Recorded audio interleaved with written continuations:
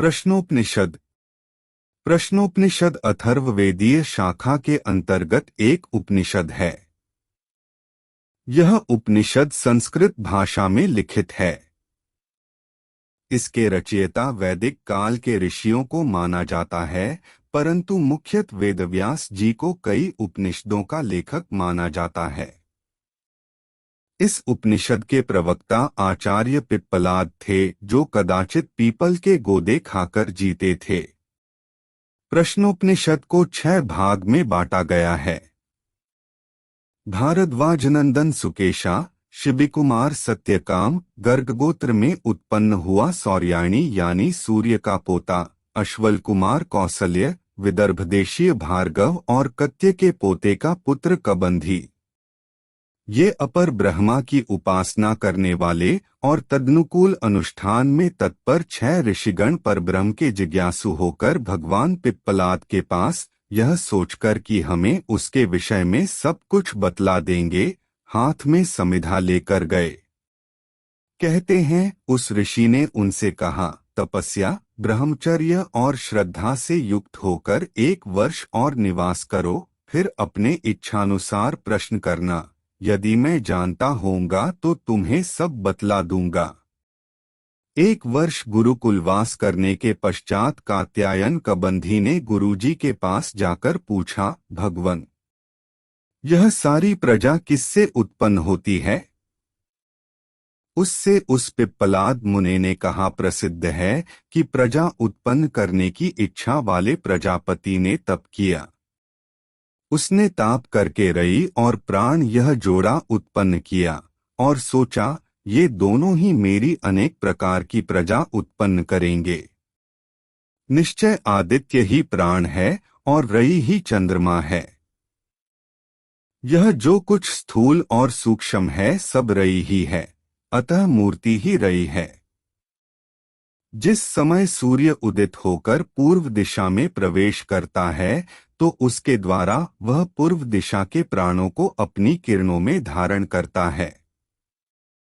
इसी प्रकार जिस समय वह दक्षिण, पश्चिम, उत्तर, नीचे, ऊपर और अवांतर दिशाओं को प्रकाशित करता है, उससे भी वह उन सबके प्राणों को अपनी किरणों में धारण करता है। वह यह भोक्ता, वैश्वानर विश्वरूप प्राण अग्नि ही प्रकट होता है। यही बात ऋक ने भी कही है। सर्वरूप, रश्मिवान, ज्ञान संपन्न, सबके आश्रय, ज्योतिर्मय, अद्वितीय और तपते हुए सूर्य को विद्वानों ने अपनी आत्मा रूप से जाना है। यह सूर्य सहस्त्रों किरणों वाला, सैकड़ों प्रकार से वर्तमान और प्रजाओं के प्राण रूप से उदित होता है। संवत्सर ही प्रजापति है, उसके दक्षिण और उत्तर 2 अयन हैं। जो लोग इष्टापूर्त रूप कर्म मार्ग का अवलंबन करते हैं, वे चंद्रलोक पर ही विजय पाते हैं और वे ही पुनः आवागमन को प्राप्त होते हैं। अतः ये संतानेच्छु ऋषि लोग दक्षिण मार्ग को ही प्राप्त करते हैं। इस प्रकार जो पितृयान है वही रई है। तथा तप, ब्रह्मचर्य, श्रद्धा और विद्या द्वारा आत्मा की खोज करते हुए वे उत्तर मार्ग द्वारा सूर्य लोक को प्राप्त करते हैं। यही प्राणों का आश्रय है, यही अमृत है, यही अभय है और यही परागति है। इससे फिर नहीं लौटते, अतः यही निरोधस्थान है। अन्य कालवेत्तागण इस आदित्य को 5 पैरों वाला, सबका पिता, 12 आकृतियों वाला, जल वाला और द्युलोक के परार्ध में स्थित बतलाते हैं, तथा ये अन्य लोग उसे सर्वज्ञ और उस 7 चक्र और 6 अरे वाले में ही इस जगत को अर्पित बतलाते हैं। मास ही प्रजापति है, उसका कृष्ण पक्ष ही रई है और शुक्ल पक्ष प्राण है। इसलिए ये प्राणोपासक ऋषिगण शुक्ल पक्ष में ही यज्ञ करते हैं। दिन रात भी प्रजापति है, उनमें दिन ही प्राण है और रात्रि ही रई है। जो लोग दिन के समय रति के लिए स्त्री से, संयुक्त होते हैं वे प्राण की ही हानि करते हैं, और जो रात्रि के समय रति के लिए स्त्री से संयोग करते हैं वह तो ब्रह्मचर्य ही है।